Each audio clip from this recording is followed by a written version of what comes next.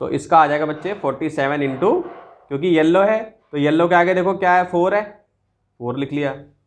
Violet के आगे क्या है, पहले तो रेड रेड 2 बार थे, वायलेट के आगे 7 है, यानी 47 हो जाएगा। फिर मल्टीप्लिकेशन साइन आएगा, फिर कौन सा कलर है, ब्राउन है, ब्राउन है ना, तो ब्राउन के लिए क्या आ जाएगा फिर ये, तो 10 टू दी पावर 1 हो जाएगा, प्लस और माइनस 5% आ जाएगा। ठीक है, ये तो मैं आ गया समझ में बिल्कुल अच्छे से, बिल्कुल ठीक है। ये एक रिलेशन है रो टी, यानी किसी टी टेम्परेचर पे रो नॉट जो स्टार्टिंग वाला जो रेफरेंस टेम्परेचर है, उस टेम्परेचर पे रेजिस्टिविटी कितनी है, ठीक है, और स्टार्टिंग में टेम्परेचर टी पे रेजिस्टिविटी कितनी है, ठीक, plus row not alpha T minus T not. तो इसको हम ऐसे ले सकते हैं, और इसको हम ऐसे ले सकते हैं, delta rho upon rho equal to alpha delta T, लिख सकते हैं ऐसे। तो ये क्या हो जाएगा, टेम्परेचर कोफिशिएंट ऑफ रेजिस्टिविटी हो जाएगा। क्या हो जाएगा, temperature coefficient of resistivity. Understood? इसको हम कह सकते हैं टेम्परेचर कोफिशिएंट ऑफ रेजिस्टिविटी, जो अल्फा होगा।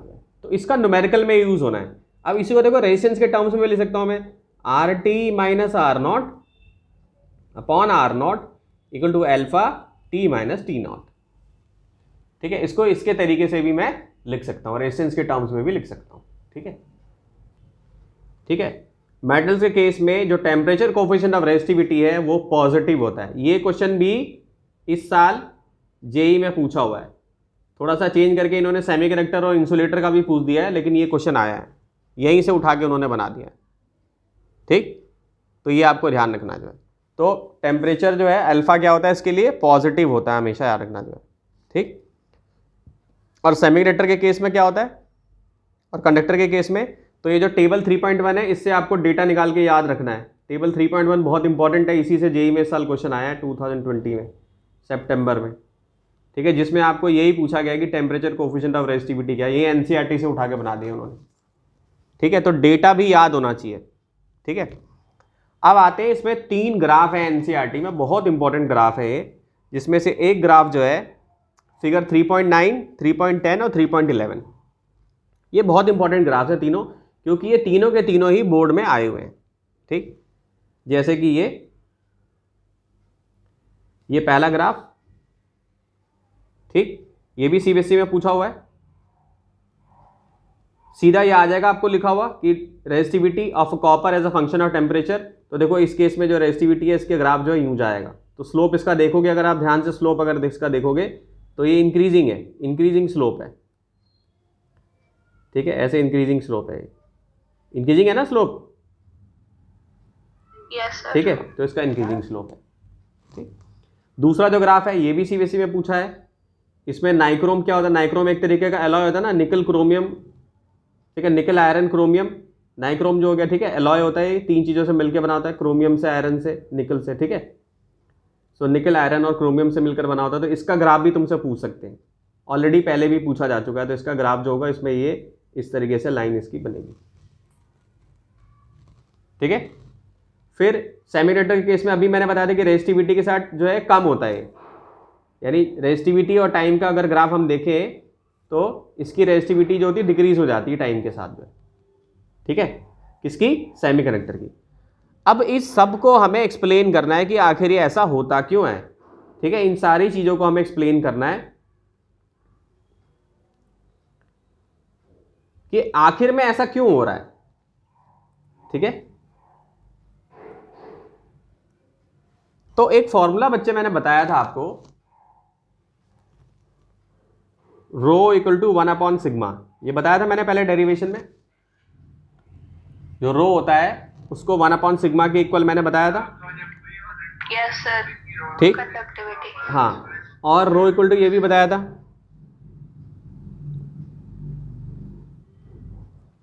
N square tau. Yes sir. ठीक, तो इसको तुम्हें एक्सप्लेन करने के लिए आएगा कि आप ये जो ग्राफ है, यानी इसको तुम्हें ग्राफ में एक्सप्लेन करने के लिए आएगा कि भाई ये जो ग्राफ है ऐसा ही क्यों हो रहा है, इसकी रीजनिंग से क्वेश्चन आ जाएगा। ये भाई रो और टी है, किसका है, कॉपर का है, ये नाइक्रोम का है।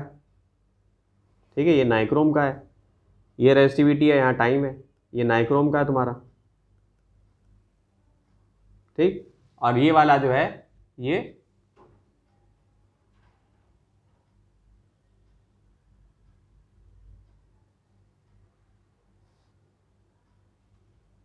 ये सेमीकंडक्टर का।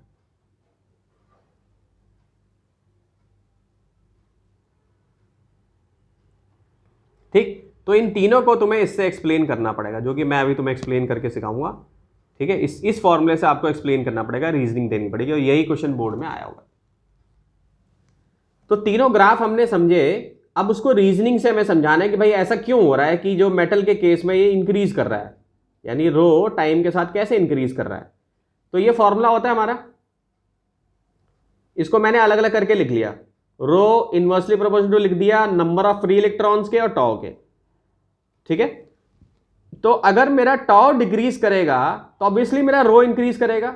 अगर ये चीज को मैं सेम रखूं, यानी इस पर अगर मेरा कुछ असर नहीं पड़ रहा है, तो अगर मेरा टॉ डिक्रीज होगा तो रो इंक्रीज करेगा कि नहीं? Yes, sir. तो मेटल्स के केस में क्या होता है कि जो मेटल होते हैं उस केस में जो हमारा एन होता है ना, यानी कि ये जो चीज है ना एन, ये डिपेंड नहीं करती टेम्परेचर पे। ठीक, अब जैसे मान लो टेम्परेचर बढ़ना शुरू हो गया, ठीक, तो टेम्परेचर बढ़ने से क्या होगा कि जो एटम का कोलिजन है वो भी इंक्रीज हो जाएगा, कोलिजन इंक्रीज करेगा। कोलिजन इंक्रीज करेगा मतलब कि एक यहां से पॉइंट से दूसरे पॉइंट पे जाने में जो आपको टाइम लग रहा था, हो सकता है कि आप पहले ही किसी से कोलाइड कर जाओ, कोलिजन टाइम बढ़ जाएगा, यानी जल्दी कोलिजन होने लगेगा ए और बी में जो है।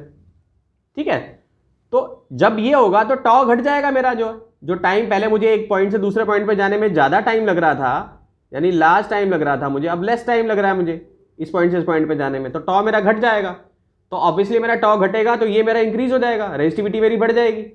एन मेरा सेम है, एन पे कोई फर्क नहीं पड़ता मेटल्स के केस में, क्योंकि N is not dependent on temperature. ठीक है, तो इसीलिए मेटल्स के केस में जो ग्राफ है वो ऐसे इंक्रीजिंग जाता है हमेशा। आ रही बात समझ में? ठीक है, ये बहुत इंपॉर्टेंट है और ये बोर्ड में आया हुआ, अभी तुम्हें क्वेश्चन भी दिखा दूंगा मैं, सेम क्वेश्चन ही आया हुआ है बोर्ड में, अभी दिखाऊंगा। ठीक, और ऐसे ही लिखना है आपको, समझाना है कि पहले टेम्परेचर बढ़ा तो कोलिजन बढ़ गया, तो टॉ जो है वो डिक्रीज हो गया, यानी जो रिलैक्सेशन टाइम था वो कम हो गया। एन डिपेंड नहीं करता, इसमें से रेजिस्टिविटी को बढ़ना पड़ेगा, तो इसमें से ग्राफ जो होगा मेटल के केस में कैसा आएगा, लाइक दिस। सर शुरू में जैसे टाउ बढ़ रहा है हमारा, तो रो भी बढ़ रहा है। हाँ, शुरू में तो अभी बेटा, अभी तो मैंने केवल तुम्हें एक ही केस बताया, अभी तो मैंने केवल पहला वाला केस बताया। अब मैं तुम्हें दूसरा नाइक्रोम और सेमीकंडक्टर का भी बताने जा रहा हूँ। ठीक है, ये समझ में आया? पहले तुम्हें मेटल का समझ में आ गया? हाँ, ठीक है, हमने इनवर्स का रिलेशन करा उसमें रो और टाउ का, हाँ, but वो क्योंकि पहले तो बढ़ रहा है ना, नहीं थोड़ा ग्राफ नहीं नहीं में नहीं, तो। देखो ना, सबसे पहले फॉर्मूला ये है ना, रो इक्वल टू 1/m/n/e² टॉ, ये हमारा फॉर्मूला है। ठीक है, तो ये इन्वर्सली हो गया ना, नीचे ये सब इन्वर्सली हो गया ना, एन और टॉ इन्वर्सली में आ गया, ई तो चार्ज है वो तो चेंज होने से रहा। तो ये इसी को मैंने एक्सप्लेन किया है कि टॉ अगर मेरा कम होगा तो मेरा रेजिस्टिविटी बढ़ेगा, और एन मेरा फिक्स है हमेशा। ठीक है, तो इससे और इससे कंफ्यूज मत हो, ये टेम्परेचर है, यहाँ पे टेम्परेचर है। ठीक, टेम्परेचर है और ये टॉ है यहाँ पे। ठीक, तो एवरेज टाइम जो है वो डिक्रीज हो रहा है विथ टेम्परेचर। यस सर, ठीक, ठीक है। तो ये ग्राफ हमारा बनेगा जो है, टॉ और टी से कंफ्यूज मत हो जो है। ठीक है, ग्राफ तो ऐसा ही बनेगा, इंक्रीजिंग का ग्राफ ही आएगा। ठीक है, समझ गए इतनी बात? तो इंसुलेटर के केस में क्या होता है कि जैसे यहां पे एन जो था डिपेंड नहीं करता टेम्परेचर पे, यहां पे एन डिपेंड करेगा, यानी एन डिपेंड करेगा और इंक्रीज होगा जैसे जैसे टेम्परेचर आपका बढ़ेगा। कभी भी जब हम हीटअप करते हैं या कोई डिवाइस यूज करते हैं तो हीटअप हो जाता है, वो हीटअप होता है कि नहीं बेटा? तो टेम्परेचर बढ़ेगा तो यहां एन डिपेंड करेगा, तो यानी कि ये जो पूरा जो प्रोडक्ट है ये डिक्रीज हो जाएगा तुम्हारा। नेट अगर देखेंगे, नहीं, ये इनका जो अगर नेट हम देखेंगे तो ये इंक्रीज कर जाएगा पूरा नेट यहां पे, जिसकी वजह से रो क्या हो जाएगा, डिक्रीज हो जाएगा। ठीक है, तो सेमीकंडक्टर के केस में ग्राफ कैसा आ रहा है, देखो यूं डिक्रीज कर जा रहा है, रो इतनी हो गया। एनसीईआरटी का एग्जाम्पल 3.3 है, कह रहा है एक इलेक्ट्रिक टोस्टर है जो कि नाइक्रोम यूज कर रहा है फॉर इट्स हीटिंग एलिमेंट। ठीक है, और उसमें से एक स्मॉल करंट पास हो रहा है थ्रू इट और इसका रेजिस्टेंस जो रूम टेम्परेचर पे कितना है, यानी एक रेजिस्टेंस हमें दे रखा है कितना है रूम टेम्परेचर पे, रूम टेम्परेचर पे है 27 डिग्री, ठीक है 27 डिग्री सेल्सियस टेम्परेचर है रूम का, और उस पर वैल्यू कितनी है 75.3 ओम है। ये क्या बना दी मैंने, हाँ ये ओम,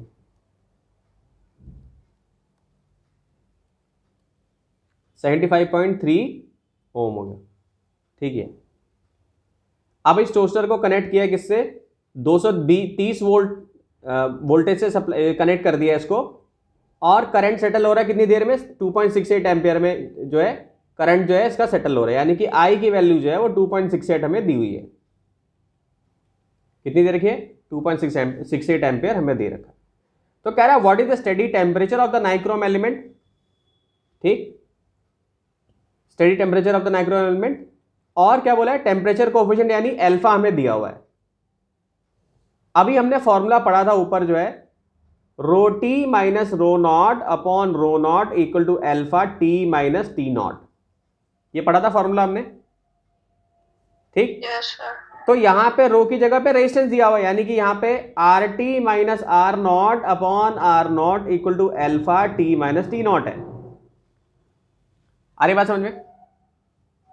यस सर। ठीक, तो यानी कि हमें सबसे पहले क्या देखना है, सबसे पहले हमें क्या देखना है कि जो पहला जो टेम्परेचर है वो क्या है और पहला रेजिस्टेंस क्या है, ठीक। यानी जैसे ही हमने हीट करना शुरू किया रूम टेम्परेचर पे तो टेम्परेचर कितना है और रेजिस्टेंस कितना है, और जब उसमें करंट सेटल हो गया तो रेजिस्टेंस कितना है और तो टेम्परेचर कितना है। तो एक फॉर्मूला है हमारे पास V equal to I R, voltage हमको मालूम है कितनी है वोल्टेज 230, करंट भी हमें मालूम है कितना है 2.68, तो ये वाला आर पता चल जाएगा हमारा, यानी जब इतना करंट चला गया उसमें डिवाइस में, जब इतना करंट यूज हो रहा है टोस्टर में, तो होने के बाद उसका रेजिस्टेंस बढ़ेगा। तो आर कितना आ गया इससे 85.8 ओम आ गया, ठीक है। अल्फा हमको दिया हुआ है, पहले मैंने बता दिया अल्फा हमको दे रखा है, दिया हुआ है। सो ये फॉर्मूला हम लगा देंगे R2 RT minus R not, ये हमारा RT मिल गया हमको, ये T टेम्परेचर पे मिल गया, ये स्टार्टिंग वाला मिल गया रेजिस्टेंस, स्टार्टिंग वाला हमें दिया हुआ था कितना है 75.3 है, ठीक है। तो इसको पुट करेंगे हम यहाँ पे, और अल्फा भी हमें दे रखा है alpha T minus T naught, ठीक है।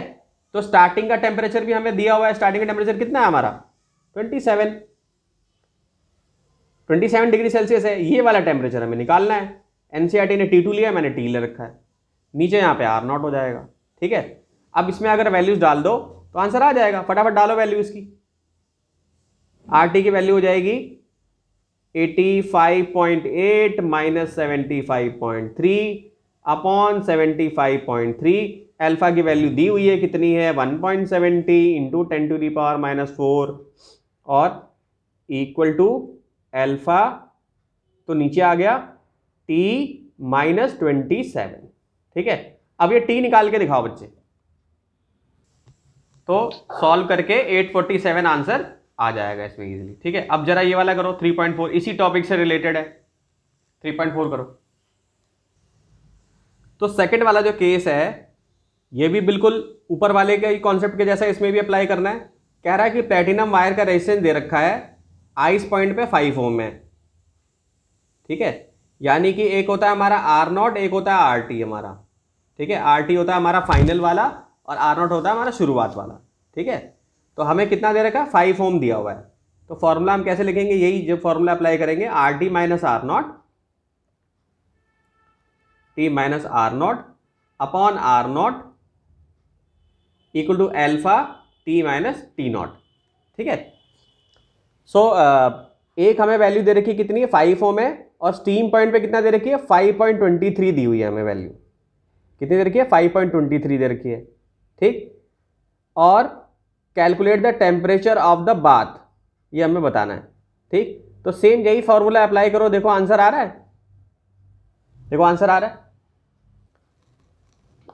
एक प्लेटिनम की वायर है, ठीक है, और ये क्या है एक रेजिस्टेंस थर्मोमीटर है, यानी the resistance of a platinum wire, यानी मेरे पास एक कोई वायर है और उस वायर का रेजिस्टेंस है ये वायर है सपोज करो मेरे पास, और उस वायर का रेजिस्टेंस और ये किसकी बनी है, प्लेटिनम की बनी है। यानी अगर आइस पॉइंट पे इसको रखते हैं तो ये रेजिस्टेंस शो करता है 5 ओम, और स्टीम में रखते हैं इसको तो ये रेजिस्टेंस शो करता है कितना, 5.23। ठीक है, अब कह रहा है इसको गर्म पानी में हमने डाल दिया तो रेजिस्टेंस कितना मिल गया, 5.795 मिल गया हमें। यानी जब हमने गर्म पानी में डाला तो 5.795 मिल गया हमें। ठीक, तो कह रहा है calculate the temperature of the bath, यानी कि जिस हॉट बाथ में डाला है वो टेम्परेचर हमें निकालना है। ठीक, तो देखो ये फॉर्मूला हम यूज कर सकते हैं, इसमें लगाओ, अप्लाई करो। अल्फा का इसमें कोई अता पता है नहीं, अल्फा इसमें नहीं दिया हुआ है, कैसे निकालोगे फिर? तो एनसीईआरटी को देखने से समझ में नहीं आएगा कि, क्योंकि एनसीईआरटी ने बिल्कुल शॉर्ट में कर दिया है। ठीक, तो जो जो इन्फॉर्मेशन आप, क्योंकि यहाँ पे 3 दिए हुए हैं फॉर्मूला, तुम बोलोगे सर आपने तो एक ही फॉर्मूला बताया था article to R0 1 plus alpha T, इसमें तो 3 रेजिस्टेंस दे रखे हैं, तो इसीलिए तो अल्फा यहाँ पे गायब है, अल्फा तो है ही नहीं, दे ही नहीं रखा जो है, तो कंपैरिजन से निकालना पड़ेगा हमें। तो पहले हम यही इक्वेशन यूज करेंगे। सबसे पहले हम क्या यूज करेंगे, सबसे पहले हम पहली इक्वेशन बनाएंगे। यहाँ पे तुम लोगों को समझ नहीं आ रहा होगा कि एनसीईआरटी में ये कैसे ले लिया डायरेक्ट जो है, और इसको इक्वल टू टी दिया हुआ है। तो पहली वाली जब हम इक्वेशन बनाएंगे तो पहले क्या बोला भाई, पहले 5 ओम का था 0 डिग्री पे, 100 डिग्री पे इतना हो गया। ठीक, तो मैंने क्या लिख लिया यहाँ पे, 5.23 माइनस 5 कर लिया इक्वल टू अल्फा, ये मेरा टी और माइनस टी नॉट हो गया, ये मेरा आर नॉट हो गया, ये मेरा आर नॉट हो गया, ये मेरा आर टी हो गया। ठीक है, कोई दिक्कत इसमें, पहली इक्वेशन बन गई। ऐसी दूसरी वाले में क्या है कि अब सबसे पहले स्टार्टिंग वाला क्या था, 0 था ना, तो 0 से किसी टी टेम्परेचर पे गया, जब हमने थर्मामीटर को इंसर्ट किया है किसी चीज में तो टी टेम्परेचर तक गया, तो टी टेम्परेचर ले लिया मैंने फाइनल, इनिशियल क्या ले लिया 0, यहाँ पे क्या ले लिया मैंने 5.795 ले लिया, क्योंकि हमें टेम्परेचर, जिस टेम्परेचर पे जो हमने थर्मामीटर डाला है उस टाइम पे जो रेजिस्टेंस है वो हमें दी हुई थी 5.795, इसको माइनस किया 5 से, ये 5 हमारा स्टार्टिंग वाला था। अब सेकंड को पहले वाले से डिवाइड कर लो तो ऐसे कट जाएगा, ये कटने के बाद क्या आएगा, ये आ जाएगा। ठीक, अब यहां से सॉल्व करके आप निकाल सकते हो, करो फटाफट सॉल्व करो। तो सॉल्व करके स्टूडेंट्स आ जाएगा ये 345.65 डिग्री सेल्सियस के इक्वल है। ठीक है, तो यहां तक समझ में आया? ठीक, यस सर। हाँ सर एक